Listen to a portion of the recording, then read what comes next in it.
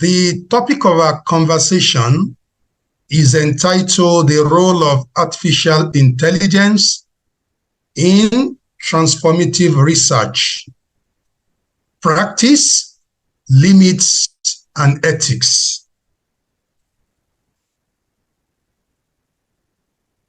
So because this is an academic conversation, so I will be taking us through this particular journey, starting with introductory remark. We'll look at defining AI-driven application in higher education institution and some examples. We are going to look at concerns that educational administrators, lecturers, the innovators, the conservatives, that they have with regards to the use of artificial intelligence in teaching and research. But we are going to focus our discussion on research. Then, because I teach innovation management and also entrepreneurial innovation, so I have a response or answer to the question, why are people resisting the application of AI in research in particular and in the education ecosystem in general? Why? We are going to provide answers to that. Then, because we are actually attempting to empower researchers to conduct transformative research. What we are doing currently is transformative, but if you leverage the power of AI as an enabler, you are going to be better researchers. You save time, efforts, and some other, things that waste our time. So we are going to have practical session on how to use some of these tools, particularly OpenAI, Teach Anything, Quillbot, and of course, Consensus. These are the four that I have been using and which I have recommended to so many people. And also, I will take us through interactive language, because what you call AI or AI-driven application is actually humans in machine form. You can talk to ChatGPT, you can talk to any AI application that is transformative. So to provide you with text, sentences, codes, formulas, and so many other things. Then because we are lecturers, we are researchers, we are students, we don't just go to the internet, we don't just use AI application to write our essays, our theses, our dissertations. There are issues bordering on academic integrity, academic theft, ethical use of other people's intellectual property, inter-citation, proper references, etc. So we need to be professional in the use of AI. So I developed what is called CREPT strategies. That is how to navigate some of these red lines and also the blue lines. Then I will cite examples of universities that actually monitor the use of AI-driven ChatGPT in research. How do you monitor it? It's not that you shouldn't use it, but you must use it ethically. And more importantly, what are the pragmatic actions, taken by the higher institution in the world to ensure adherence to the practice and the limit? So then I will conclude with a quote. So first and foremost, I'm pleased to have been invited as a facilitator by the School of Postgraduate Studies, Fountain University, to discuss the topic which I mentioned, the role of AI in transformative research, the practice, the limit, and the ethics. I extend my heartfelt gratitude to the host institution, Fountain University, Osogbo, Osun State, for this honor, and I also express my sincere appreciation to the Vice Chancellor, the Dean, for supporting the postgraduate school in organizing this timely and contemporary workshop discourse. So to the participants, currently 122. This is humongous. This is huge. So thanks for attending this session. So let's go to the business of the day. As an educator, I've carefully designed 3 learning outcomes. So what you are expected to be able to do at the end of this particular workshop. It's not a talk shop. It is a workshop to empower you with some things. So the first outcome is you are going to leave this place with the capacity to understand the role of AI in general and its transformative role in research in particular. Secondly, you are going to acquire the basic tips for using 4 AI-driven ChatGPT tools in transformative research. And also, we are going to consider the practice and the limit. And finally, because we talk about the limit, the ethics, I'll also empower you with what is called CREPT strategy for ethical use of AI-driven ChatGPT in transformative research. And why do you want to employ this? Because we want to prevent intellectual dishonesty. We want to achieve a low similarity index. There's what is called plagiarism, low plagiarism, and also we want to maintain academic integrity as researchers, as students, and also as the lecturers. So these are the 3 outcomes of this particular discourse.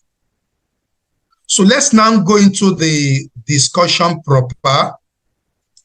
So the first part, the first learning outcome is to understand the role of AI in general and its role in transformative research in particular.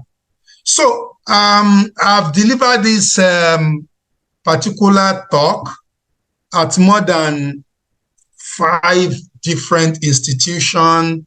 I've delivered it in Malaysia, in Brunei, in Ghana, also in my own institution, and also in other places. So I normally start with these 3 important statements. Number 1, AI-driven applications are here to stay. This is an assertion, and not just an assertion, a firm assertion. The best that the higher education institution can do is to adapt, and utilize them responsibly and ethically to enrich learning and research. We can't stop it because it is the outcome of what we teach. We teach technology, engineering, data science, programming. So one of the deliverables of the learning that we have impacted in the past is artificial intelligence.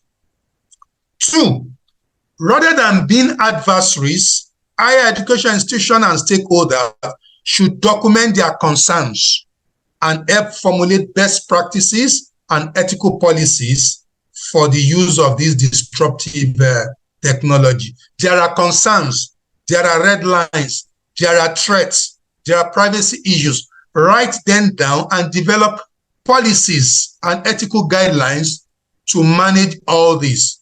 When electronic calculator was first introduced, the history of electronic calculator, people raised concern. Oh, our children will be dull in mathematics and arithmetics. And today it has proven to be wrong. Today, they allow people to take in electronic calculator. When internet was first introduced, oh, library will suffer, school will suffer. But the reality is that school is still existing. Libraries are still waxing stronger. They have only changed their form. Instead of physical books, you have e-books, electronic books. So whenever we see technology emerging, we shouldn't be adversaries.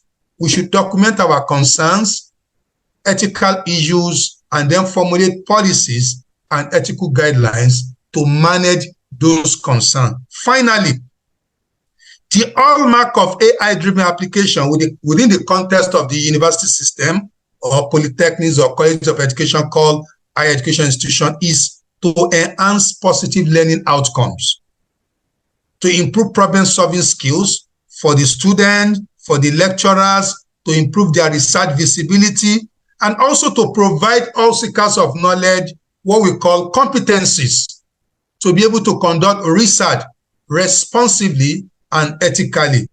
So these are very important things that we need to know. Furthermore, proponents of AI applications, they have provided us with these powerful quotations. And I love quoting them because they are actually truism. They are facts that we cannot controvert.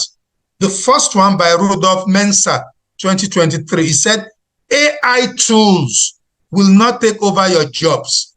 Rather, people who know how to use AI tools will.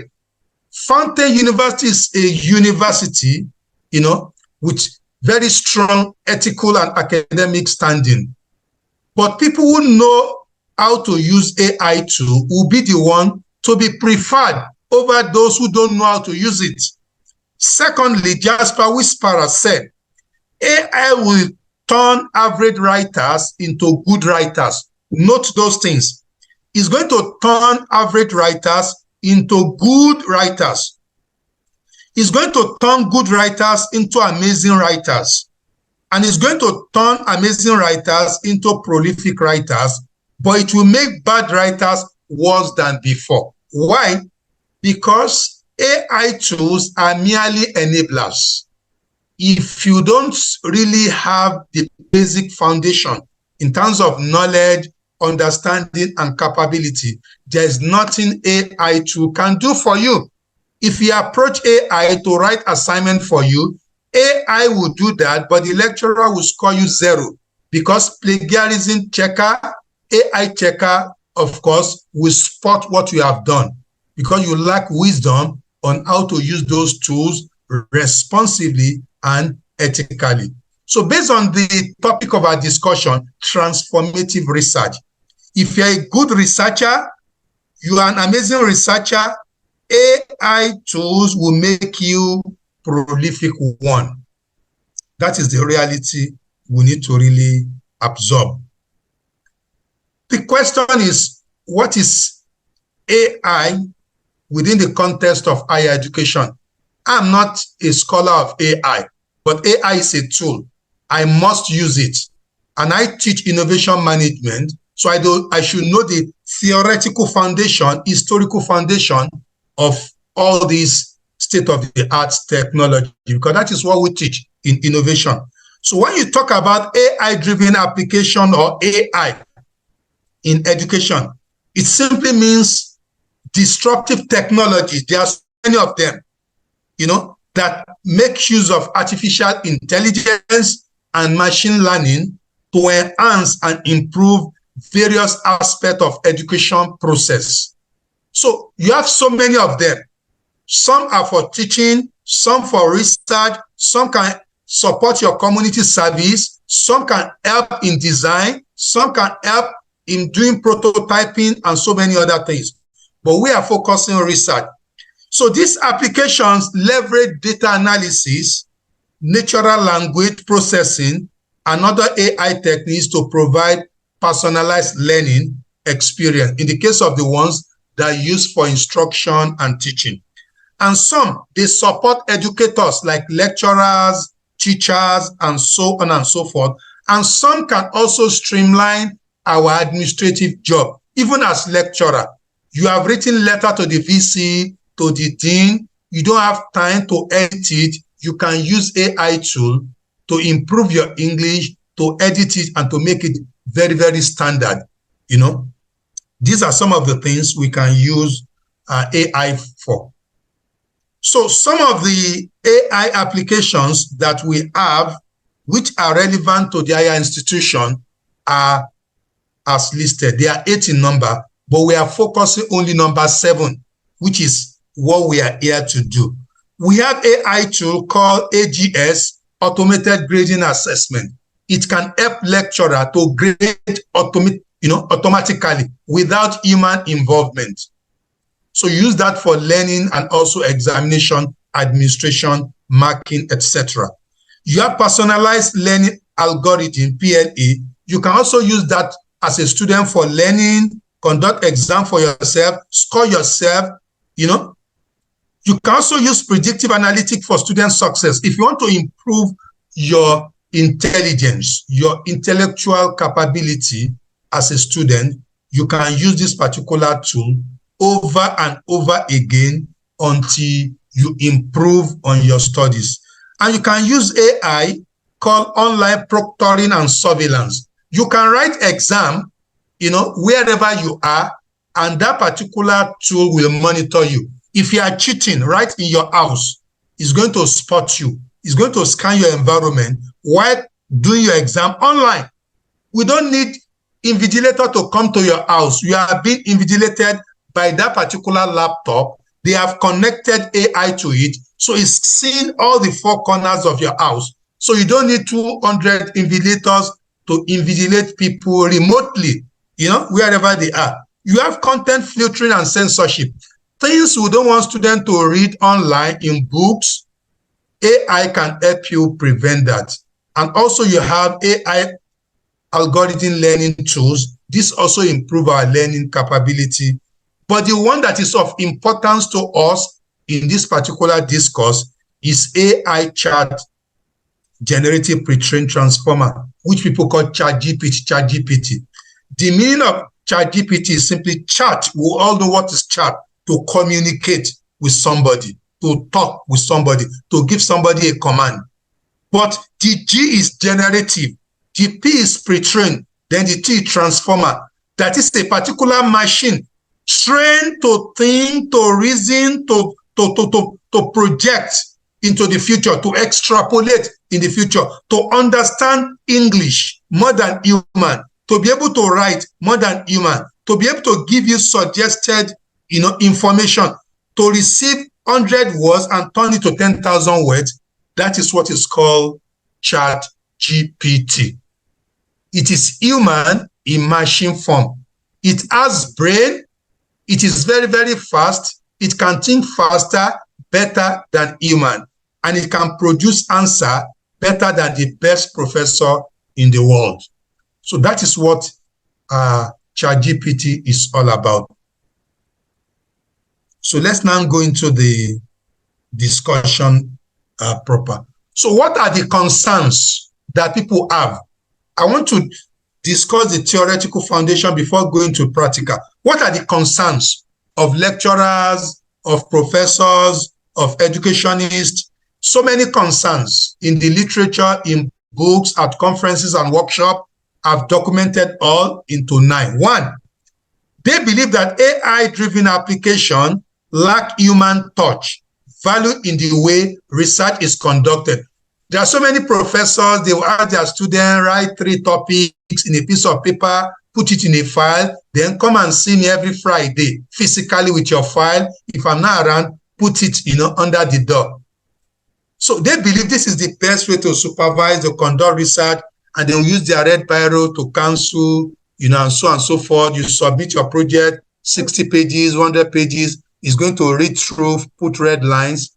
So they believe that when you now start using AI, it's going to remove this human touch, that empathy will leave.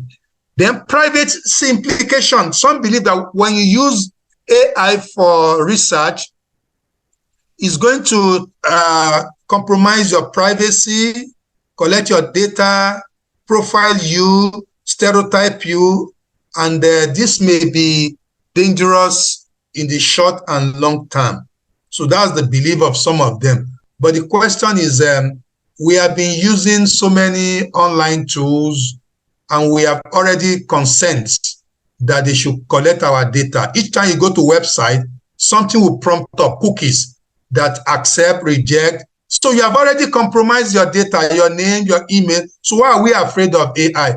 So it's not really a genuine concern. 3, widespread incident of the plagiarism. Yes, when AI, particularly AI-driven ChatGPT emerged, students became lazy. When you give them an assignment, they'll just go to AI, copy everything, and then submit. Yes, but there is a way to track that, and there's a way you teach them to use it better than just failing them or looking for plagiarism. 3, 4, intellectual dishonesty. Even lecturers, PhD students, master students, they all engage in intellectual dishonesty, cut and paste syndrome. and then pass. The question is, even before ChatGPT, people have been doing it. There's ghostwriting. People give their thesis to a consultant to write for them. So the fact that they are using machine now does not really change anything. What we can do is whatever you submit, once it passes through plagiarism check and also AI detector check, the next thing is to defend it. If you defend it, fine. But if you're not able to defend it, then it is not yours. So in the era of ChatGPT and before the era of ChatGPT, you must defend your academic work. Once you're able to develop it, defend it, then you own it. Number 5, low reading culture and research culture. Yeah, people are no more reading. They just go to the internet, download something, quickly write it and submit. Even before AI, people do shortcuts to research, using, the academic databases like Web of Science, Scopus, Google Scholar. You can read 40 articles a day. You don't have to read extensively. Filter, look at the abstract, bring out information, do critical literature review, put everything together, conceptual review, theoretical review, academic review. There's nothing wrong with that. It's just telling us that research is changing. You don't have to spend 2 years writing a paper. If you have better way of using machine, to put your idea into paper, then it is acceptable. Once you own it, it's your language, you have done critical review, you have put in substantially your work, you have done proper citation, proper referencing, then it is your work. So we're in the era of technology. There is speed is being enhanced, accuracy is being enhanced. So that's the age we are now. Industry 4.0 and Industry 5.0. There's nothing we can do about that. The fact that you wrote your own thesis with pen and biro and you gave it to somebody who type it for you using, typewriter doesn't mean your student should pass through that. No, we have gone beyond that. Over-reliance on IT capability and sacrifice of speed and accuracy. Yes, it is the trend of the modern time. We can't stop that. In fact, when we move to Industry 5.0, we are going to see more of that. Fixed mindset because of dependency syndrome. As educators, we can correct that. Once people become dependent on technology, there's a way to correct that. And hindrance to positive experience outcomes in traditional way of doing things. Yes, traditional way of doing things is good, but we can't do everything in the good old ways. Things are changing, we need to move with tide without losing the good in the traditional past. And finally, winning human involvement and robotization of the research environment. Yes, research environment is being robotized and it's going to continue like that because the industrial revolution is fast changing. Technology is changing. Look at banks. Banks is embracing, financial technology in the way they do things. So they are using computers, using application. We all use apps. Similarly, in education, apps is coming up. Learning management software, learning online, borderless university, is also coming up. Very soon, we are going to see university in the metaverse. We're in the physical universe, but people are creating, interaction, community in the digital world, so they create all this for the purpose of satisfying the new type of human beings that are emerging. So why are the concerns? The concerns have been explained in the literature. In the innovation management literature and also in the entrepreneurial innovation literature, we are told that when new technology is introduced, humans, in terms of their level of readiness to adopt, adapt, and also diffuse this particular technology, humans are divided into 5 based on their readiness to accept and also to promote. The first set of people who are usually proactive and also responsive to new things, they call them innovators or technology savvy people. They are usually 2.5% in the population, whether in Nigeria or in the world. Why? Because they are techie, they are tech savvy. They love innovation, they love new things. So when new things come, they absorb it, they accept it, they tolerate it, they respect it. And with time, some well-educated people too, who are also current, who are widely traveled, who are widely read, they also try to accept it. And that's why they are called early adopters or progressive. They are usually 13.5%. With more information, sensitization, education, like the one we are doing currently, more people will embrace it. They call those people early majority or the pragmatists. They are usually 34%.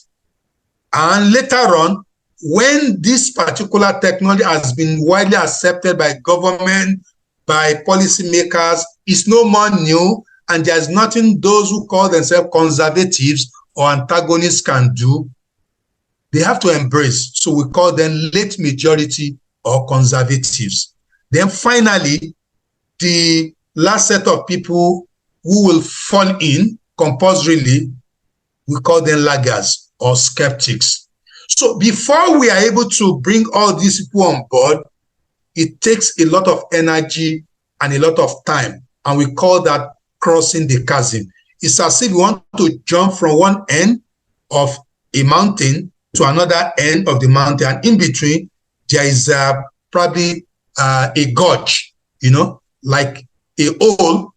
We don't have plywood or ladder to cross. So in trying to cross, it's very risky. And that's the reason why new technology is always very risky, very terrible, very difficult to promote. So this is the theoretical foundation of what we have come here to do today. The second one is practical session. Let's now acquire the basic tips for using AI-driven ChatGPT in transformative research, considering both the practice and the limit. So I'm going to take you through 4 tools. These tools are available for free, and you can also subscribe to premium version. But you don't need premium version except those who need money, who have money to waste. I've been using the free version for everything I have been doing, because you are not a dullard. You have something upstairs. You only need some of these tools as enablers, so you don't have to pay through your nose to acquire them. The first one that I will take you to is what is called OpenAI. The second one is Teach Anything. We are not teaching you. You can use it for teaching, but it's actually research. They call it Teach Anything because it can help you in any area of research. And the third one is Consensus, while the final one is Quillbot. Quillbot. Let me explain the uniqueness of each. OpenAIs can do so many things for you. It's a general application for research. Once you know the command language or interactive language, Teach Anything can also do anything for you, but it has an interface where you pick what you want it to do. I will show you. I will share my screen. Consensus is very good for literature review, whether conceptual review, theoretical review, or empirical review. What people have done in the past, you are not sure where to get the paper. Is it in Web of Science? Is it in Scopus? Or is it Google Scholar? And again, when you get all these things in the databases, there are too many. You are not able to read everything, but Consensus will give you the findings alone. What you want, the findings alone, the referencing, and also the book if you want it, the full book. If you want the inter-citation, the citation and reference going to give you, then the findings from that particular work is going to give you. So you can harvest all the findings with the references, then you do your literature review within a very short time. The fourth one, which I'm going to explain to you, is Quillbot. Quillbot is used for paraphrasing. If you have plagiarism in what you have written, or you have written an article, reviewer said your plagiarism is 40% instead of 15%, either your thesis or dissertation, and you are now, bothered, how do I reduce this particular, plagiarized version. You can use Quillbot, and I will show you how to use that. So let's move on. I've defined for you what's ChatGPT. All these four are ChatGPT. And the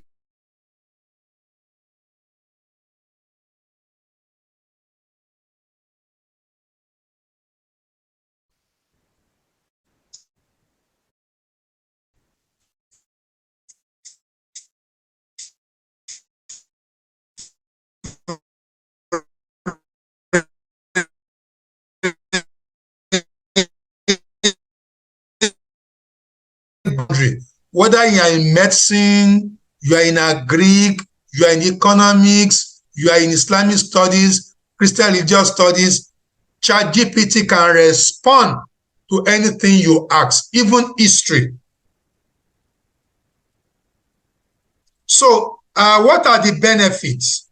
So these are the benefits you get before I start using it practically.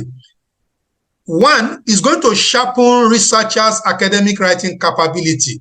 If you're a good writer, but you have problem with probably grammar, will and would, should and shall, punctuation and everything, after completing your write-up, it can help you, in the area of editing, proofreading, and grammar check.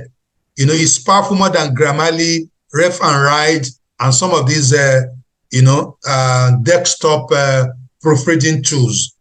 It improves researchers' written communication skill and also provide feedback comment for future improvement. You can learn from ChatGPT even as a lecturer. Things that are giving you problem. When do you use would and should? Type it. It's going to give you with example and context. 3, it enhances critical thinking of researchers beyond your output. You want to conduct a research on artificial intelligence and maybe Islamic studies, and you don't know how to start. You can type it, and it's going to give you something very fantastic. It can also help you to improve your literature searching. I told you about consensus. Consensus will give you papers from 2023 down. You can also filter it. I want only 2020 to 2023. We are going to see that as we progress. It helps generate contemporary research topic. If you have ideas on some concept, but you don't know how to frame the topic, you can just put those topics in the ChatGPT interface. It's going to create 2, 3, 4. You can say, write 10 topics out of this, concept. Inflation, economic growth, and probably poverty. It's going to create something for you. And finally, it transforms the way you conceptualize research title, problem statement. Some of us, we don't know how to write problem statement. Some of us, we don't know how to identify gap. Some of us, we don't know the right theory for what we are writing. You can ask ChatGPT that I'm investigating the impact of entrepreneurship on poverty and welfare. Provide the best theory for this. It's going to give you the theories and the explanation of those theories. So this is the reason why you need it for transformative research. Things that your supervisor cannot give you or does not have time to give you, interacting with ChatGPT, because it's human, but in machine form, is going to give you all these things, and it is ethical, it is legal, it is useful. The one that is contestable is when you generate academic writing without paraphrasing. There's red line, there's ethical issue. So these are things you need to really note. So let's now go into the use proper.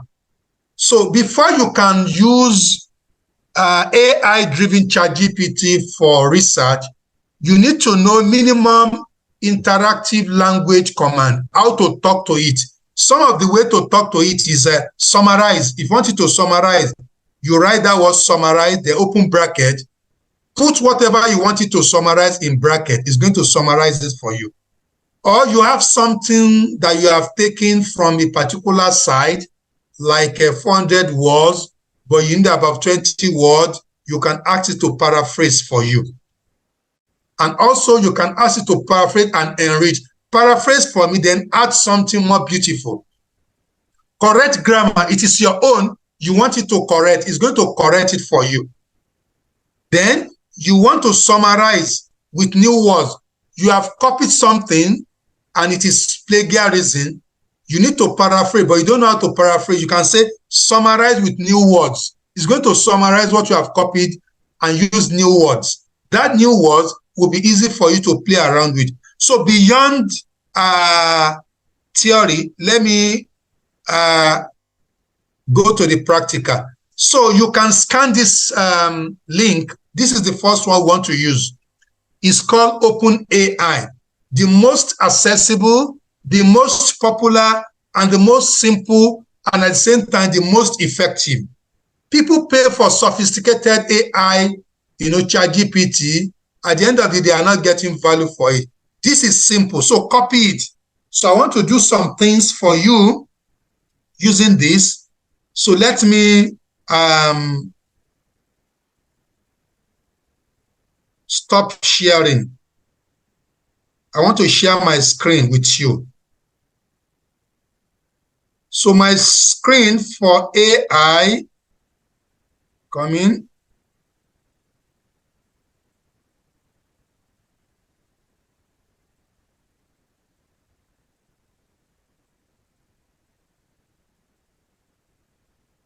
Okay.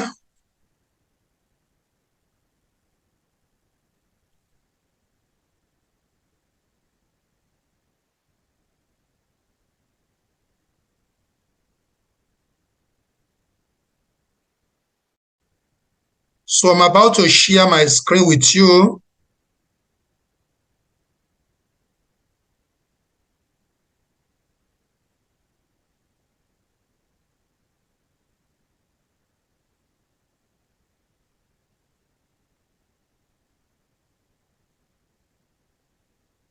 Can you all see the interface of OpenAI?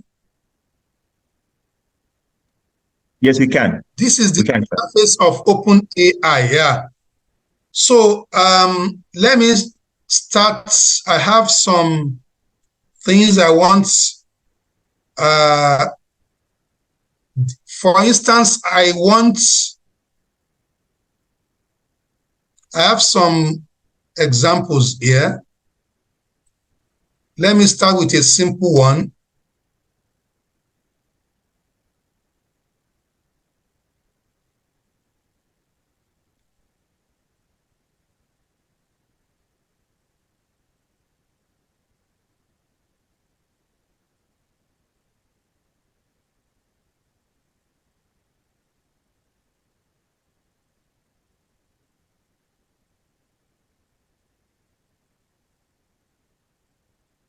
Okay, so I have a letter, a badly written letter, so I want AI to correct it.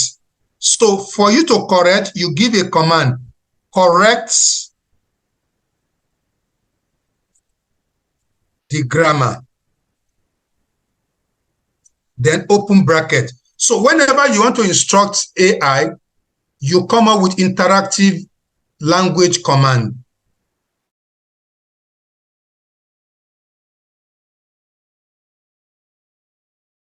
Correct the grammar, copy. So I've copied and pasted, then close bracket. If you look at this particular letter, it's a letter written by a municipal office to a municipal officer by somebody who felt offended. But the letter is full of grammatical error. So most of our students write articles, they write assignment. So before submitting, make sure you do grammar check. And you can use AI to do that for you. This is ethical. You are not violating anything. It is your own words. You're only improving your English. Because AI knows grammar more than the best, English teacher or professor. He's been trained on tenses, comma, grammar, idiom, synonyms, antonyms, and everything. So it's going to apply it. So what is wrong is ask AI, write this thing for me entirely, and you submit it like that. No, it's going to write in machine language. whatever it write will be too sophisticated. Even the lecturer will know this is from probably an English student in Harvard because it is a machine-written articles. So when you generate something from machine, sit down to edit. So how to do that, we are going to do that later. But this time around, this is my work. But I want it to improve, to correct the error. So once you give it that instruction, the next thing is to click. So when you click, it's going to attend to your instruction. So it's doing that already. It's going to attend to your instruction. And it has already attended to that.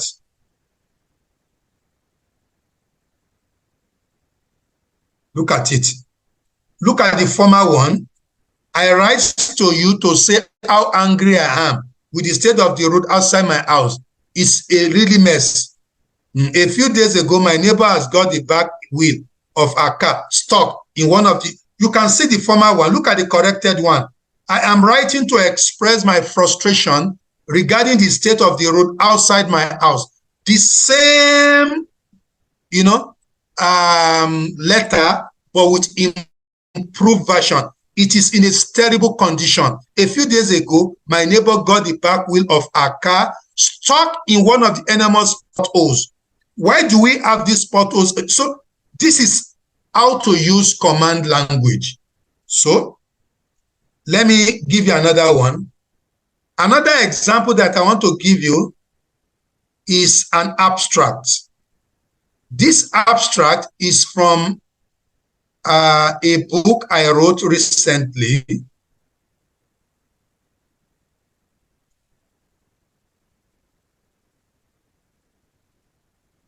So this abstract, I copied it from a book authored by me, and I deliberately introduced so many errors. So I want to ask ChatGPT to correct the errors and also to increase the word count, to add to it. So it's not more than 250 words. I now want to say correct the grammar and add additional 100 words. So look at it. This is the former one. So you give instruction. The instruction is the first one, then you open bracket. Correct the grammar and add additional 100 words. You can see errors already underlined. Africa is richer in money. That is wrong. It can't be richer because you are not comparing Africa with another person. So it's going to do, philosophy is, the spelling is wrong. Where you're supposed to use as, have, poor is, it should be poorly. So let's see what this thing is going to correct. So let's see what is going to generate. This is the former one, any grammatical blunder. You can see the length, but look at the new one. You can see the new one.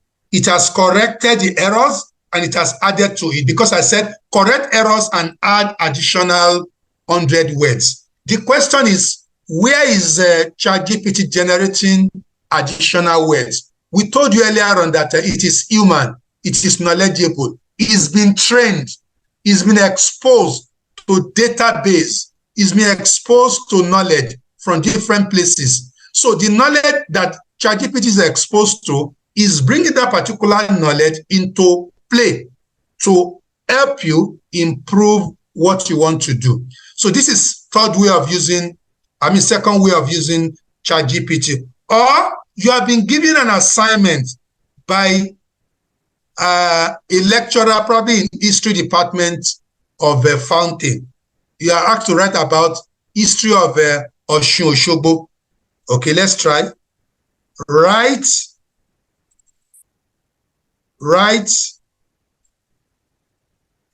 an article on Osogbo in Nigeria and implication on income generation for, I'm coming, an implication on income generation for Nigeria.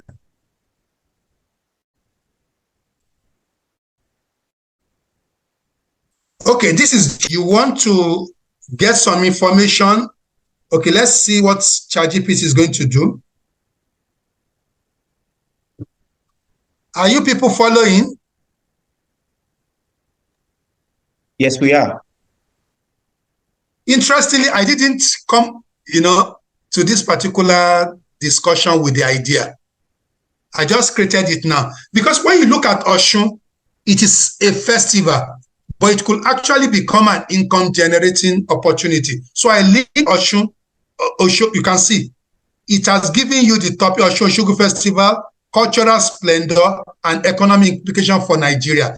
It helped me with a topic. It started with introduction, Nigeria, a country, blah, blah, blah, blah. It gave us the context where that particular festival is being celebrated. It gave us some information about it, even what UNESCO said about it, the economic implication. It could be tourism boost, cultural heritage preservation. Already UNESCO has done that. Art and sales, job creation. Look at the opportunities and conclusion. With this minimum information, you can then go to the databases like Scoopal, Web of Science, and so on and so forth, and get more information. Then for every point given to you by ChatGPT, you can ask for more points. But people who are good writers don't need more points. This will form the skeleton, the backbone for turning it to an article that belongs to them 100%. So you just copy this. As far as I'm concerned, this is 100% plagiarism. Put it somewhere, read about it, and start doing what we can call editing, paraphrasing, then getting more information from reliable academic database to support assumptions, to support facts, to support presumptions, to support the figures. You put in the in-text citation and proper referencing, and you read it a couple of times. If the number of words you have is not enough, you can copy everything and said, you can instruct ChatGPT, copy everything that you have written that belongs to you. You can use language to go by saying, enrich the article with 1,000 words. Open bracket, paste, then close bracket. So once you now, for instance, let me copy what you have here. Let me use specifically what it has given us. Okay, let me copy it. Okay. So I want, if this is my article, but I have actually run out of ideas, and I want ChatGPT to help me add more ideas. So I will specify by saying enrich or add more to the article. Let me ask it to add 500 words. So that I hit on the instruction. You can see, so the same information, but it's adding to it, because I say add more point, add more point. So it's going to add more point so that it becomes bigger, more enriched than what you have initially. So if you want to add like 3,000 words, then you need to subscribe to the, you can see it's still writing, because I say add to it, add to it. So now it has added additional 100 words to what it has generated. So you can also ask that all these things that you have generated for me is too much. I want you to turn them to only 40 words. You now say reduce to 40 words. Maybe you want to summarize. You can say or summarize, reduce or summarize. You see what we have. It's going to follow your instruction. So it's going to reduce it. Look at it. 40 words. So if you submit an article to a journal, it says 6,000, you have written 8,000. What most of us do is to cut. At the end of the day, we cut some vital areas, and at the end of the day, our point may not align because we are just cutting haphazardly. But if you ask ChatGPT, because it's more intelligent, it's more brilliant, instruct that ChatGPT reduce from 8,000 to 6,000 or reduce by 2,000 words. It's going to reduce 8,000 to 6. So this is another way of using ChatGPT for research purposes. So let me stop on this so that I'll be able to move to another tool. So whatever you want to do with ChatGPT, let me do this one because we have postgraduate students. Most of you conduct interview and then you transcribe from voice to text. You put them in either Excel or a table in Microsoft Word. You have interviewed maybe like 10, 15 persons, and you need to do content analysis and thematic analysis. You need to read each response from each interview critically. It can take 3 months, it can take 4 months, depending on how difficult the research is. Once you transcribe and you want to conduct content analysis, this is what you do. Let me do that one for you so that all our students who are doing content analysis, those who cannot afford NVivo, those who cannot afford Mazda QDA, those who cannot afford Atlas, these are expensive software. And even with those software, you still need to do a lot of job. It will still take you months. But I want to tell you that you can actually use ChatGPT to do your content analysis. If you have done your transcribing, if you have your transcript already, so what you do, let me show you what I mean by transcript.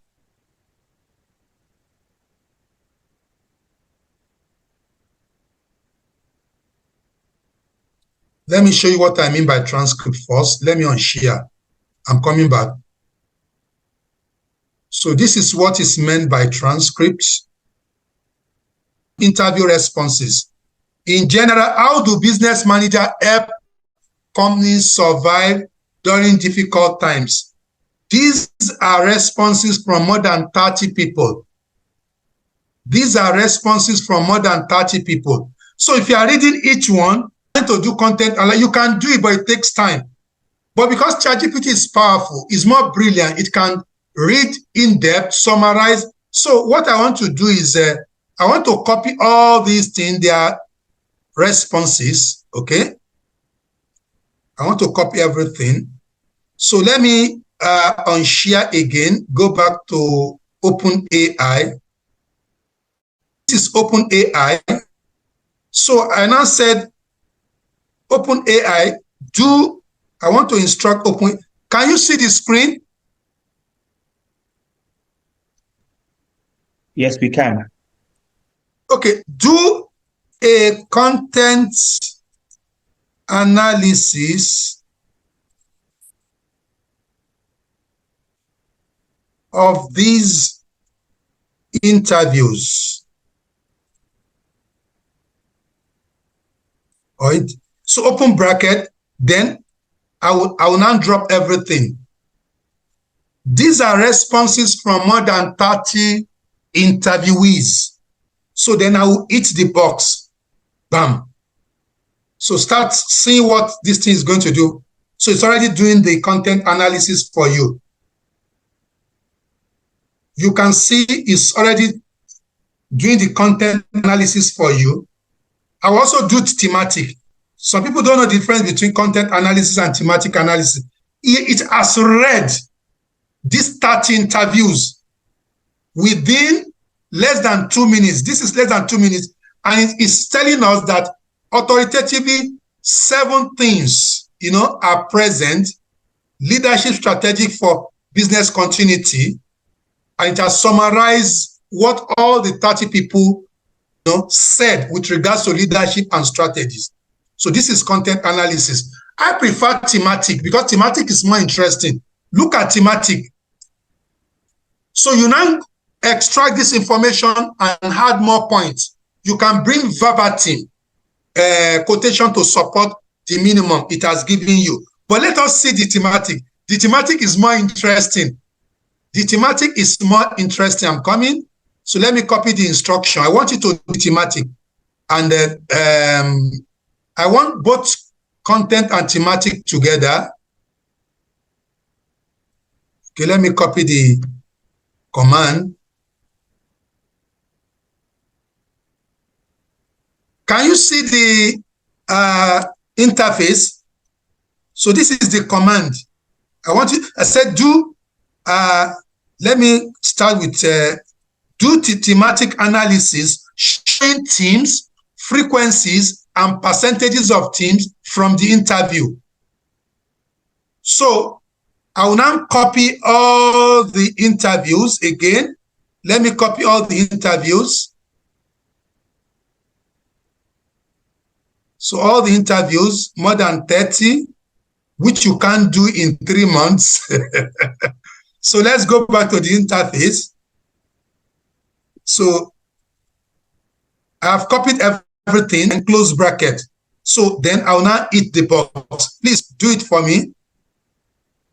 So these are things that when you use Atlas, NVivo, you use Mazda QDA, I know how to use all this. You still spend minimum of 2 months to do all this. And they will only give you some of these ideas. You'll be the one to be manipulating. But here, this analysis that we are doing, it has given us the team. Look at the team. The team that emerged on leadership strategies, business continuity. He said 15% mentioned that. 15% out of all the interviewees, 15 mentioned this leadership in what they have said. And that is 21.4%. And this is exactly what they meant by all their quotation. Adaptability and innovation, 17% said this, which amount to 24.3%. And then for employee and customer focus, 11% said that, which is 15.7%. Strategic decision making is 10%, which is 14.3%. Technology, 8%, which is 11.4%. Cultural resilience, 9% said that in their statement, which amount to 12.9%. And overall, he said it's now giving you an overall assessment. The thematic analysis reveals that both managerial and entrepreneurial leadership style play integral role in navigating challenges in time of difficulties. So the themes that are most often used are leadership strategy for business continuity, adaptability, innovation. I want to tell you 6 months you are still doing this. If you want to do it manually. If you use technology, Mazda QDA, NVivo, Atlas, it will take you minimum of 2 months. But we have done that in less than. Is this not transformative?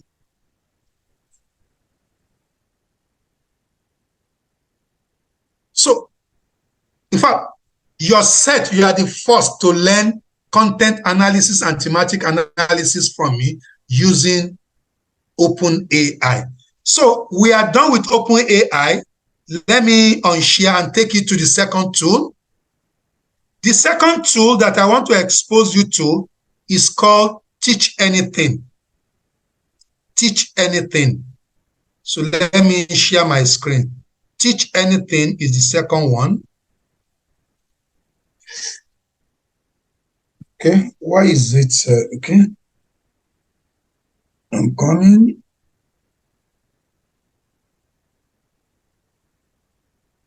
I have opened so many.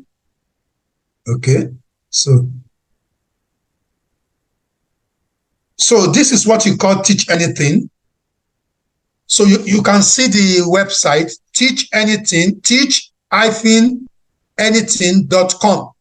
So when you get to that website, this is the interface. It's going to show you, teach you anything in a second. But this is not the one you are going to use. Click on the Pro version. Pro version simply means it's going to give you information that is highly professional, highly proficient, highly academic, highly reliable. So you have free version and you also have paid version, but we are going to use the free version. It's still loading. Why is it taking time? Okay. Can you see it? Yes, we can. Okay, this is the interface. So the interesting thing with Teach Anything is that it has this particular interface. If you want to check, let me click on it, look at it. It's going to show you a number of things that you can do. These are the things you can do. You can do article writing, article outlining, article polishing. You have an article already, you can polish it, copy it, and put it there. It can do title generator, it can summarize, and it can also do some other things for you, like essay writing, research paper. For instance, let me pick research paper. Okay, let me pick research paper. Okay. Okay, I want to write something. Let me remove this information that is there previously.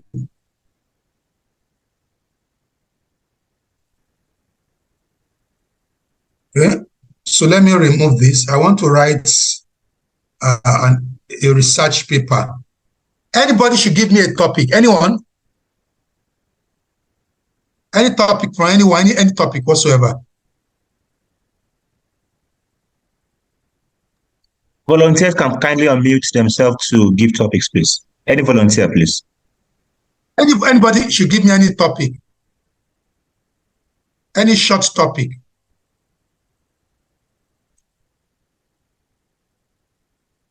Anybody, just provide any topic. You can put it in the chat box, any topic. Let me check the chat box. Okay, yeah, I've seen one. Somebody wrote, okay, so many. Okay, let me just pick one that we can all relate with. So look at this topic. I copied it from the chat box. Effect of financial inclusion on poverty in northern Nigeria. It should be northern Nigeria. Okay, let's say northern Nigeria. Okay, let's see what this thing, now say generate. It's going to generate something. However, if you are using free version, there's limitation to what it can generate for you. But if you subscribe to the paid version, you have access to more information. So look at what it has given us. Let me scroll up. So within a minute, it has provided us with some information.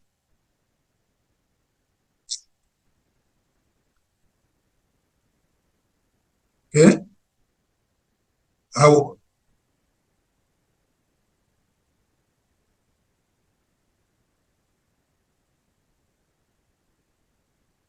So this is the information it has provided. Look at the topic. Effect of financial inclusion on poverty reduction in Nigeria. Introduction, keywords, northern Nigeria, the current state of financial inclusion, impact. So all this information, they are factual. Why? It got it from this particular website. And that website is people who conduct research in the area of financial inclusion will know that this is a very reliable source. But because you are not paying, so it's not disclosing everything for you. Central Bank of Nigeria, then also enhancing financial inclusion. If you go to Google Scholar and put this particular paper there, it's going to give you the real paper. So this information it has given you, as far as we are concerned in academic, is plagiarism. So, but you can read it to know what is happening, and then you move from here to the next level, generate papers, and then structure your paper appropriately. But based on what this thing has given us, I want to copy everything so that we know how to use this particular interface. It has given us all this, yes. Let me copy it. I will now instruct this that I want you to summarize. So I will come back to the interface here that I want summary. Now I want summary.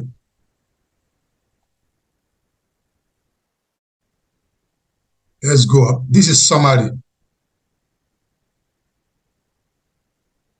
So I want a summary. So you now remove all this information, then I put this information there. The problem with this is if you are using a free version, there's limit to the number of words you can put. But I put about 300 words. I want a summary. Okay, it accepted 1,000 character, which is about maybe almost 300 words, but I want a summary. So it's going to give you a summary of what it has generated for you. So this is a summarized version.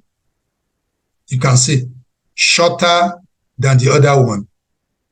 And when you have errors in writing, maybe for instance, let me reduce the words. This should be effect. Deliberately, I want to introduce errors into all this. So I now want this thing to correct. The beauty of this particular Teach Anything is that it's going to correct and give you grammatical explanation of what is wrong with those statements. Let's see. Unlike OpenAI, AI is going to correct, regenerate.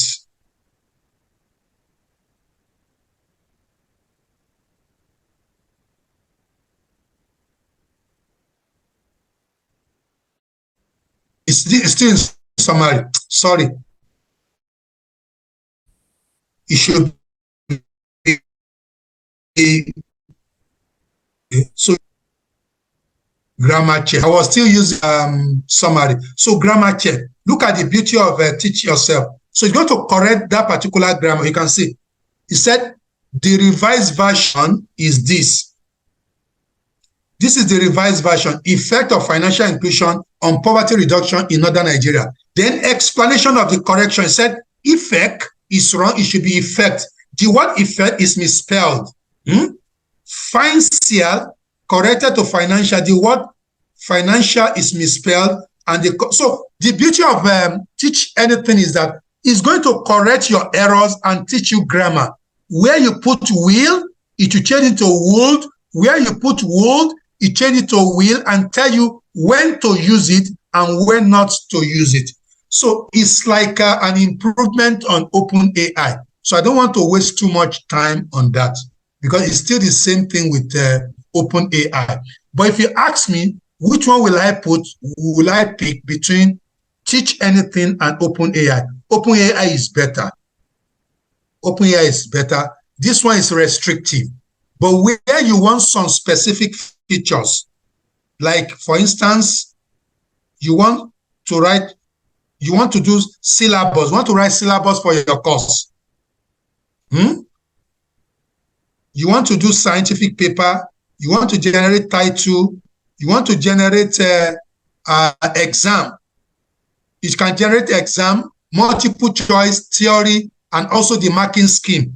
We don't have to, I will have done that for you, but I've been asked to focus research. So if you want to use it to generate exam, you click on test paper generator. Then you copy what I've taught in the semester, what you have taught in the semester, the topic and summary, maybe 6 topics, 7 topics. Just summarize it in about 5 sentences and drop it here. It's going to generate questions, the multiple choice, fill in the gap, and everything for you. So that is all about Teach Anything. Any topic, like journalistic topic, influence of social media, beautiful, influence of social media, okay? So I've copied that.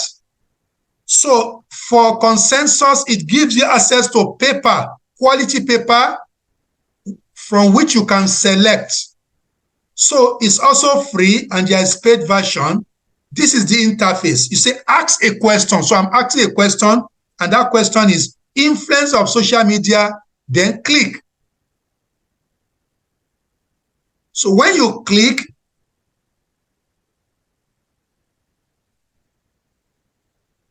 so it's going to take us to papers people have written on that particular area. So it's bringing it up, it's booting, bringing those papers out. You can see social media influence, so many. For your information, the paper here, you can also filter. Look at filter here.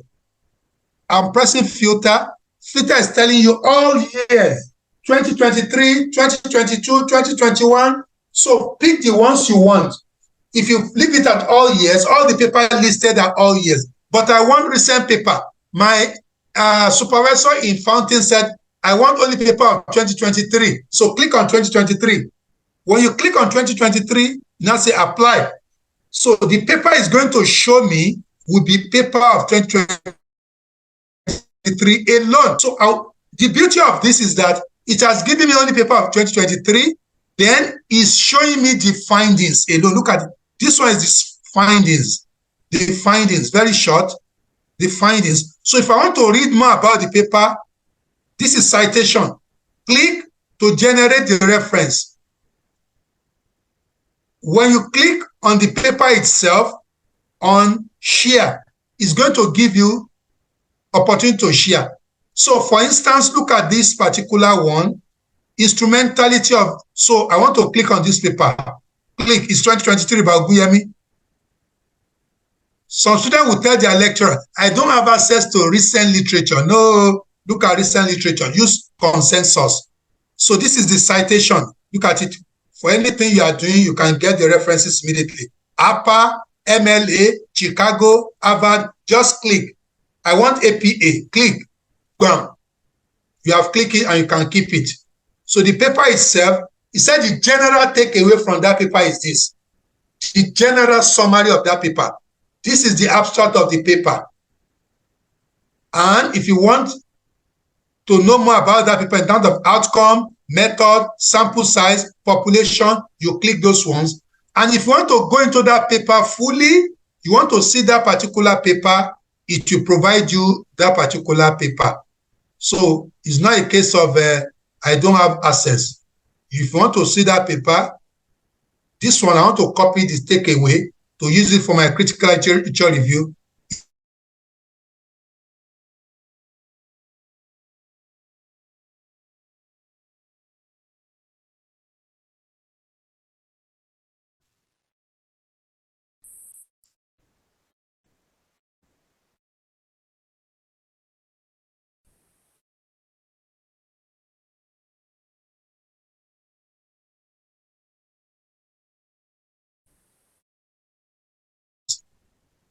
And if you want to go into the paper deeper, click on it.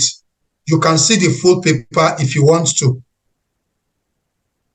So it allows you to see that paper if you want to go into the paper. So this is the abstract. For those who want to copy only the abstract, you can also read that. And if you want to share the paper with somebody, you can share the link. So all these are very interesting way of doing your literature review within a very short period of time. Once you are done with that, you go to another one. The beauty of consensus is that you don't have to read all the paper before you extract your information, or you want to determine the relevance, suitability. You can click on them. And if you want to download that paper too, you can also download it. It also allows you to download that particular paper. And for those who are doing SL House, systematic literature review, you are looking at the population use, sample size, method. From the abstract, you can see all those information. You can see, and then do whatever you want to do with that particular paper. When you click on site, you can click here to get the main paper. Click is going to take you to where the paper is for you to download that particular paper. So the beauty of consensus is to help you to do what is called conceptual review, theoretical review, and also empirical review. You can select that paper. When you click on that paper, it will tell you which type of paper it is. It's normally written. Let's go back. Look at here. He said this is quantitative study. This is empirical, either interview or questionnaire. This is a study snapshot like literature review. So it will tell you which type of paper they are. And if you're not sure, click on them.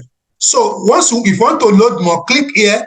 You have thousands of paper listed below. Everything on, So you can see pedagogical research in education. This one, you can see it, International Journal of Education. This one is also 2023 Journal of Communication. So this allows you to draw your findings as quickly as possible. That's the benefit of that. The final one that I want to teach you is what is called Quillbot. Let me share my screen. Quillbot is for paraphrasing. Those who are having issues with plagiarism, and also how to do critical literature review without stealing people's ideas.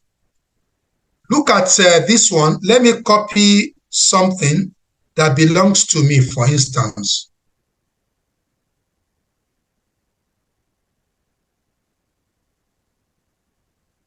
Okay, this is my abstract. This will be a nice example. So when you go to Quillbot is for paraphrasing, to avoid, intellectual theft, to avoid, using people's words without rewarding them, or people are very weak in paraphrasing. This will help you. Look at this left-hand side. This is where you put people's work. The people's work that you have copied on Google or anything. So, and when you copy it, you now click on paraphrase. Change it. Look at the right-hand side. It's going to change. Look at it. It has changed it, but you can change it further. I started with Africa is richer in management, which is wrong. It has corrected. It should be rich. It has corrected. It said, although Africa has been poorly studied, our management and leadership philosophy are rich. It has changed the wording. It has changed the arrangement. But if I still want to change it further, you are allowed to change each word, each letter. Each word you are allowed to do. Just place your cursor on although. Instead of although, it will give you so many options. Can you see it? Instead of although, we can use while, though, whereas, while, even though, despite. Instead of as, you can use is, was, remains, is relatively. I don't like poorly studied, little, lightly, inadequately. These are synonyms, Studied, I don't like studied. Examined, investigated. So by the time, when you put people's words on the left-hand side, it's going to correct it automatically for you. But if you're not satisfied, you can also start doing word by word changing.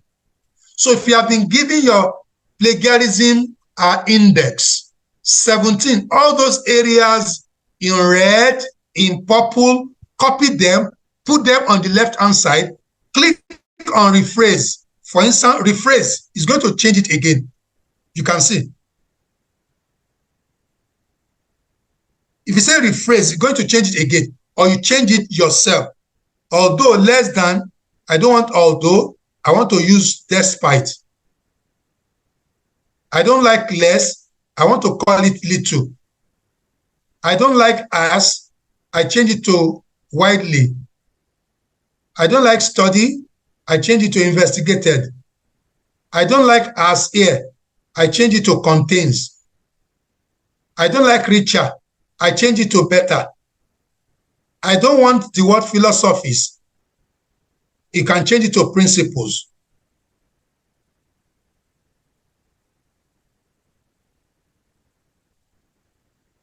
So it's going to change it out, theories.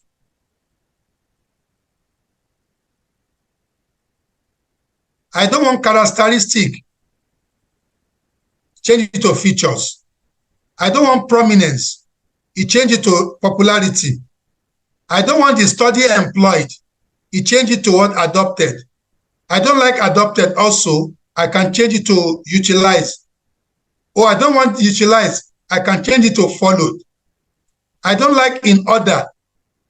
I change it to for the purpose of.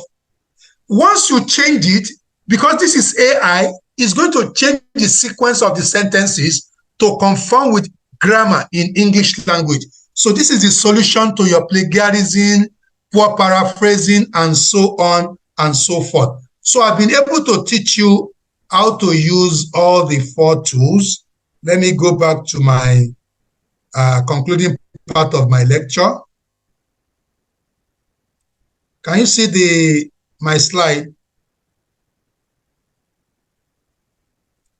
So I've done all this, done all this, done all this, done all this, done all this, done all this. So the last part is how do you avoid plagiarism? Look at this particular thing. Applying CREPT strategy. CREPT strategy is something designed by me, and you're going to see why it is important. The academic writing or output produced by ChatGPT is a blend of good, bad, and the ugly. Not everything that you have seen on AI, you just take everything. No, we are lecturers.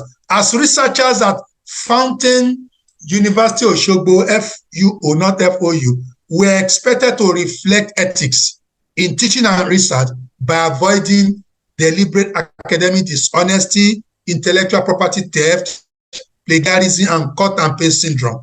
And student and lecturer needs to apply strategies for producing plagiarism-free academic and professional articles using ChatGPT. And how do you do that? When you say CREPT, the C simply means creativity. You must use ChatGPT creatively. R simply means you must use it responsibly. E means you must use it ethically. And P means you must use AI ChatGPT professionally. And how do you do that? This is how to do it. Supposing I generate articles, from AI verbatim, I need to copy it in MS Word and maybe save it with draft. The first thing I need to do is to read it 3 times. Read, read, read. And you need to read to understand the content. Machine language is usually different from your own. Either too richer or repetition at times. So you need to read it three times to really adapt the article to your own style. Number 2, review the paragraph, the ordering of the sentences, the point. So you fine-tune the write-up to assess the relevance, suitability, and adequacy.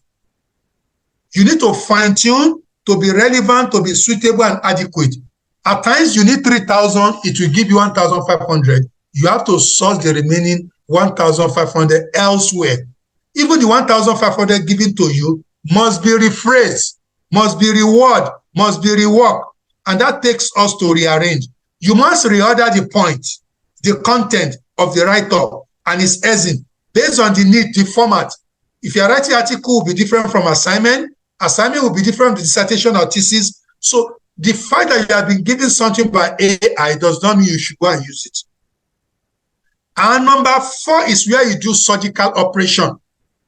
You rewrite, you reword, and you rephrase. The reason is that when we get something from AI, we must claim ownership. And to claim ownership, you must rewrite, you must reword, you must rephrase. If you don't do that, you are going to have high-level similarity index. You are going to be detected by Turnitin for plagiarism, and you are going to be detected by AI detector because machine language will be heavy in the write-up. And that is why you need to use Quillbot for changing those words to suit to what you want and your style. And finally, whatever you generate from AI is just minimum. You must reinforce. Go to Google Scholar, go to Scopus, go to Web of Science, go to Episco to get quality information as in-text citation. You can also use consensus and you get proper referencing. When you use this, then you have satisfied the strategy called CREPT. You are using it creatively, you are using it responsibly, you are using it ethically, and you are using it professionally. So let me conclude.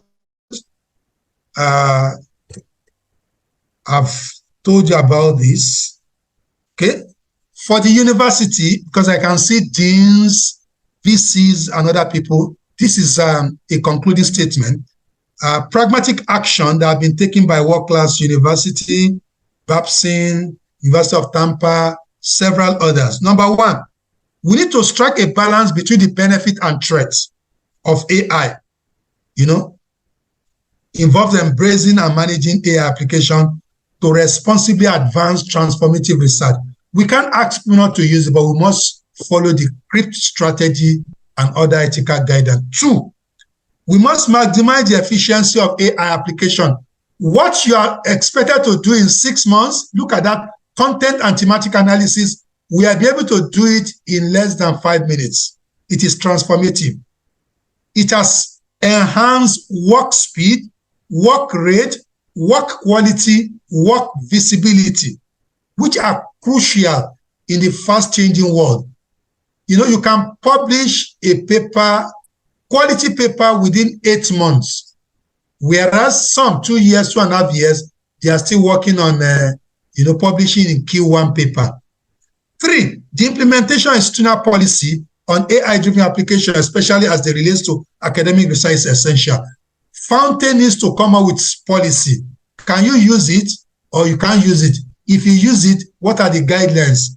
And number 4, addressing ethical piracy safety concern raised by diverse stakeholders, including conservative, is also valid. Let people know what they should disclose, what they should not disclose, the danger, the threats, and finally, to ensure ethical practices, it is important to deploy AI detector. So what I have taught this evening is ethical way of using it. But so many lazy researchers, PhD students, master students, they will not follow the ethical approach.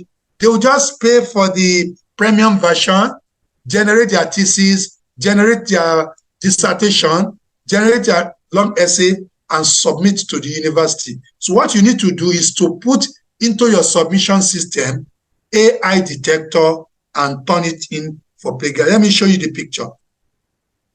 If you put it in your Canvas or your Moodle or other management system, learning management system, this is what you are going to have.